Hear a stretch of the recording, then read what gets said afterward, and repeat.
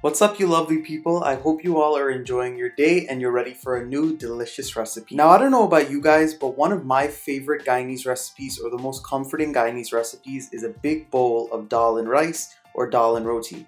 Growing up, that is just something that my grandmother always made for us and we always enjoyed no matter how simple it was. So with the weather changing, depending on where you live, we're starting this little fall season, I wanted to make a big pot of warming BHUNJAL dal. If you guys want to see how to put it together, please keep on watching. So when you're making BHUNJAL dal, it is almost like you're making a dal curry of sorts. It's a very light curry mixture. So I'm going to start to make my little curry paste here. In my bowl here, I'm going to be going in with some curry powder, and I'm also going to be going in with some homemade masala. And I'm also going to go in with some roasted ground cumin or geera. At this point, I'm also going to be going in with some crushed garlic. And you guys are always knocking me for using my green seasoning and telling me that it's not traditional Guyanese cooking. But trust me, add in that green seasoning for that added flavor. I'm not trying to make a traditional recipe here, I'm just trying to add the most flavor to this dish. And you all know that I love my pepper, so I'm going to be going in with some chopped hot pepper. Now I just chopped up one bird's eye chili here, but if you want, you can add in more. At this point, I'm going to add in some water and I'm going to mix it up very well until everything is well combined. And I almost forgot, but I also want to go in with some turmeric or some dye, so this way we can get that nice yellow dal color that we know and love. So at this point, we're going to start to make the BHUNJAL dal. So in a heavy bottom pot, I'm going to go in with some oil. And once that oil heats up, I'm going to go ahead and add in some cumin or some geera seeds. And I'm going to allow those to start to sizzle and get dark brown in color. And at this point, once those geera seeds are nice and dark brown, I'm going to go in with my chopped onions. Now a lot of people, when they make their dal, they don't like to add in onions. However, that is really only the case when you're having like big events like weddings or pujas, and you have to let the dal sit all day when it's done cooking before it's ready to serve. But for things like this, when you're just making it in your household, it is not going to spoil that quickly. It's just like when you make other kinds of food and you put onion in it as well.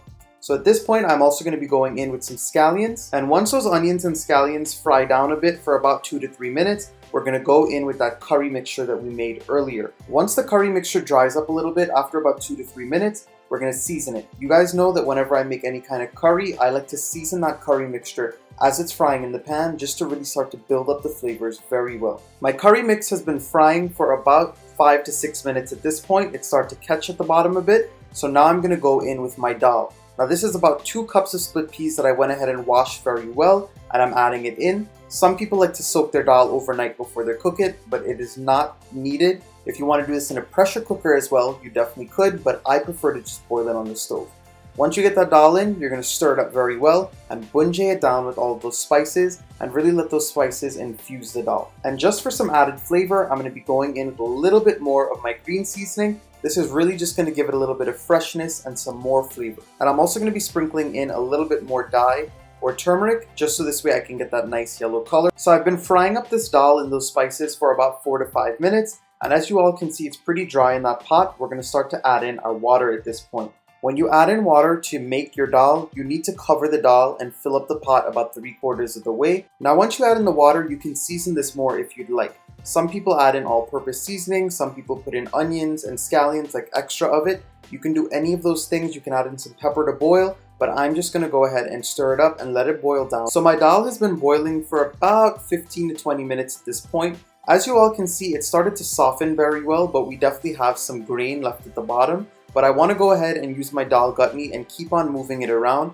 so this way it can start to break up any of those dals that are cooked already. My dal's been cooking for about another 15 minutes at this point, and as you all can see, it's definitely cooked down more and it's gotten even more thick. But I'm using that dal gutney again to keep on breaking it up. And as you all can see, we have a beautiful thick and a smooth dal. I want to boil it for just a little bit longer though. We're going to go ahead and start to chunky our dal. So in a little pot here, I'm going in with some oil. And I'm going to be going in with my cumin seeds or my geera seeds, and I'm going to let those fry down until they get very dark in color.